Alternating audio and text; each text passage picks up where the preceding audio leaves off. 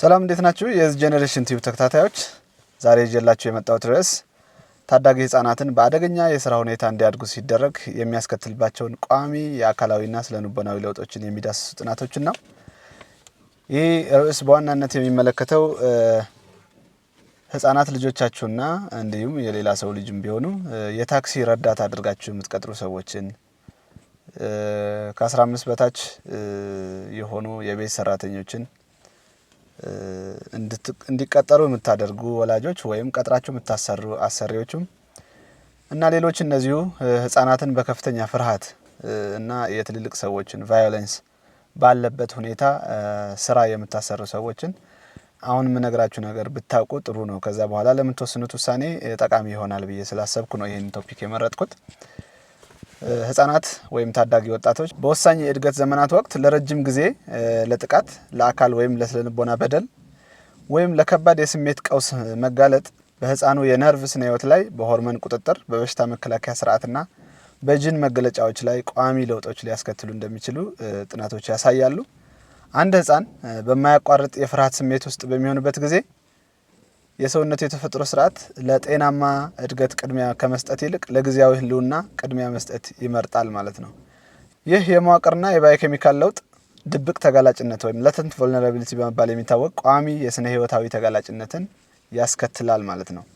የሚፈጠሩት የባዮሜዲካልና የመዋቅር ለውጦች ዋና ዋናዎቹ እንደሚከተሉትን አቀርብላችኋለሁ።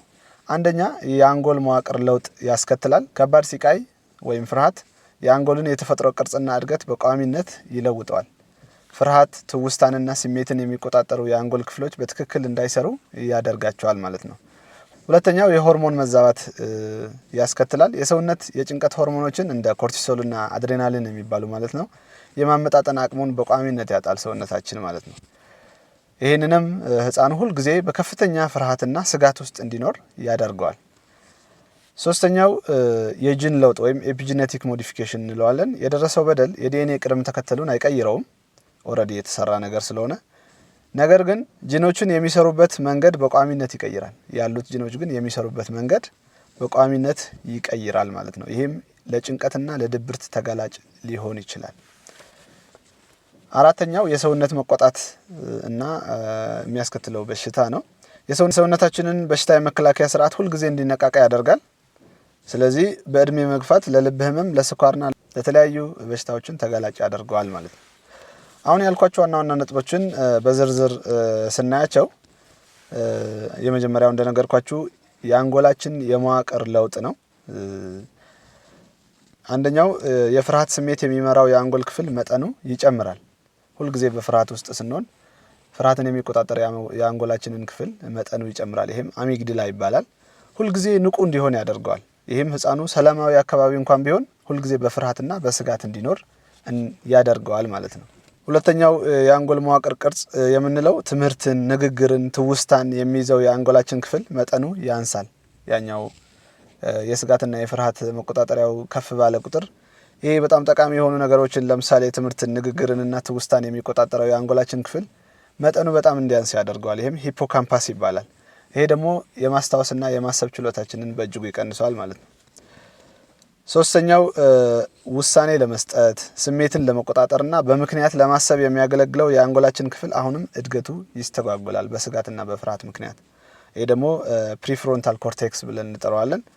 ስለዚህ እነዚህ የአንጎል ቅርጽ መለዋወጥ ኖርማሉን ወይ አኗኗርና የአስተሳሰብ አካሄዳችንን በእጅጉ ስለሚቀይረው ኑሯችንም በዛው ልክ ወይም የህፃኑ ህይወትም በዛው ልክ ይቀየራል ማለት ነው። ሁለተኛው የባዮኬሚካልና የነርቭ ሆርሞኖችን መዛባት ነው። ቅድም እንደነገርኳችሁ ሰውነታችን ጭንቀትን የሚቆጣጠርበት የተፈጥሮ ስርዓት ይሰበራል ወይም ይዛባል ማለት ነው። ይህንንም የጭንቀት ሆርሞኖችን ከመጠን በላይ እንዲመረቱ ወይም ደግሞ ሙሉ በሙሉ እንዲቋረጡ ሊያደርግ ይችላል። ኤችፒኤ አክሲስ ብለን እንጠራዋለን። ሁለተኛ የልብ ምትና የደም ግፊት መጨመር ያስከትላል። አድሬናሊን የሚባለው ቅድም የፍርሃት ሆርሞን ነው ብያቸዋለሁ። በሰውነት ውስጥ በከፍተኛ ሁኔታ ስለሚሰራጭ የልብ ምትና የደም ግፊት ሁልጊዜ ከፍ ብለው ይቆያሉ ማለት ነው። ሶስተኛ የኤፒጂኔቲክ ለውጦች ወይም የጂን አሰራር መቀየር ያልነው ነው። በደረሰው ጉዳት ምክንያት በጂኖች ላይ ቋሚ የኬሚካል ምልክቶች ይቀመጣሉ። እነዚህ ምልክቶች ደግሞ ሰውነታችንን ከጭንቀት በኋላ ወደ መደበኛ ሰላማዊ ሁኔታ እንዲመለስ የሚያደርገውን የኬሚካል መልእክት ሙሉ በሙሉ ወይም በከፊል ይዘጋሉ ማለት ነው። ከጭንቀት በኋላ ወይም የሆነ ችግር ሲገጥመን ቶሎ ብለን ወደ መደበኛ አስተሳሰባችን ወይም ወደ መደበኛ ስሜታችን እንዳንመለስ ያደርጉብናል። አራተኛ አጠቃላይ የሰውነት ጤና መቃወስ ያስከትላል። የማያቋርጥ ጭንቀት ወይም ፍርሃት የሰውነት በሽታ መከላከያ ስርዓት ስለሚረብሽ በቋሚነት የሰውነት መቆጣት ወይም ኢንፍላሜሽን ያስከትልብናል።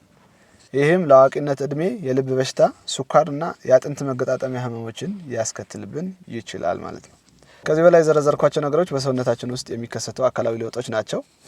ከዚህ ቀጥዬ ደግሞ በዚህ መልክ ያለፉ ወይም በዚህ ሂደት ያለፉ ህጻናትና ታዳጊ ወጣቶች በማህበረሰብ ላይ ሊፈጥሩት የሚችሉ የማህበራዊ አደጋዎች ወይም የባህሪ ለውጦችን የሚያሳዩ መለኪያዎችን እነግራቸዋለሁ።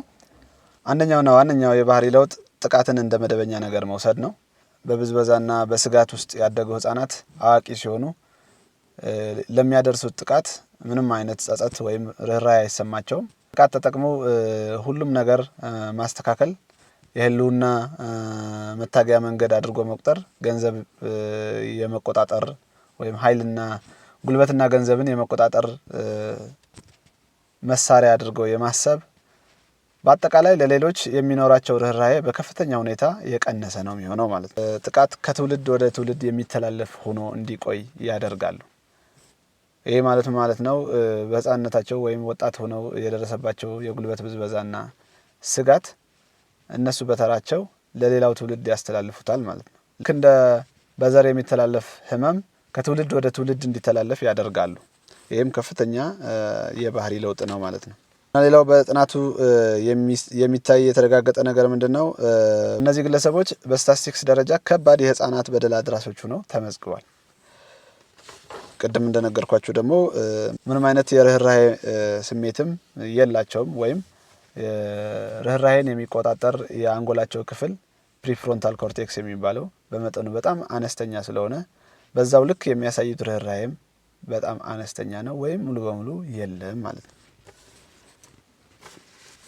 ሌላው የሚኖራቸው አደገኛ ባህሪ ለትንሽ ነገር ከፍተኛ ምላሽ መስጠት ነው። ለምሳሌ በሆነ መንገድ ከሰው ጋር ቢጋጩ የተፈጠረው ነገርና እነሱ የሚሰጡት ምላሽ በእጅጉ ያልተመጣጠነ ይሆናል። ያ ማለት ለጥቃቅንና አነስተኛ የሚመስሉ ግጭቶች ከፍተኛ የሆነ ምላሽ ይሰጣሉ ወይም ለትንሽ ነገር ትልቅ ግርግር የመፍጠር ባህሪ ያላቸው ማለት ነው። ይሄ ደግሞ በሰውም በራሳቸውም ጉዳት የማድረስ ባህሪ ያስከትላል። ሌላው ከመጠን ያለፈ ጥንቃቄ ይኖራቸዋል። በጣም ጠንቃቃ ይሆናሉ። አካባቢያቸው ሁሌ ስጋት፣ ሁሌ ፍርሃት እንደሚኖር አስበው ነው የሚኖሩት። ስለዚህ ሌላው ዓለም ተገማች ያልሆነ አደገኛ የሆነ ነገር አድርገው የመቁጠር ሁሉም ከራሳቸው ውጭ ያለው ሁሉ አደገኛ፣ ከራሳቸው ውጭ ያለው ሁሉ ስጋት ያለበት አድርጎ የመቁጠር ከፍተኛ ባህሪ ይኖራቸዋል። ከዚህ በተጨማሪ የተዛወረ ቁጣ የሚባል ነገር አላቸው። የተዛወረ ቁጣ ማለት እነሱ በልጅነታቸው ወይም ታዳጊ ወጣት ሆነው የደረሰባቸው በደልና ብዝበዛ የፈጠረባቸው ቂምና የታመቀ ንዴት አለ። ይሄ የታመቀ ቂምና ቁጣ የሚያራግፉት ግን በሌላው ከሌላ በሌላቸው ህፃናትና እንዲሁም በቤታቸው ውስጥ በትዳር አጋሮቻቸውና አልፎ ተርፎም በገዛ ልጆቻቸው ላይ የሚመጣ ትልቅ አላስፈላጊ የሆነ ቁጣ ይኖራል ማለት ነው። ይሄ የተዛወረ ቁጣ እንለዋለን።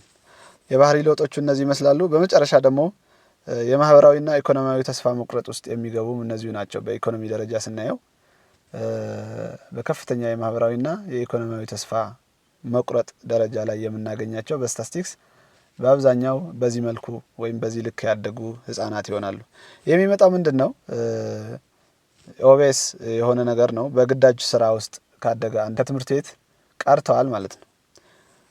በዚህ መንገድ ከትምህርት ገበታቸው ስለሚርቁ ወደ አዋቂነት የሚሸጋገሩት ከፍተኛ በሆነ የመሃይምነትና የመዋቅራዊ ድህነት ውስጥ ሆነው ነው። ይሄ ነገር ወዴት ያመራቸዋል? ስሜታቸው በከፍተኛ ደረጃ ወደ ወንጀል መረቦች እንዲቀላቀሉ፣ ወረበሎች እንዲሆኑ እርስ በራሳቸውም ተሰባስበው ማለት ነው።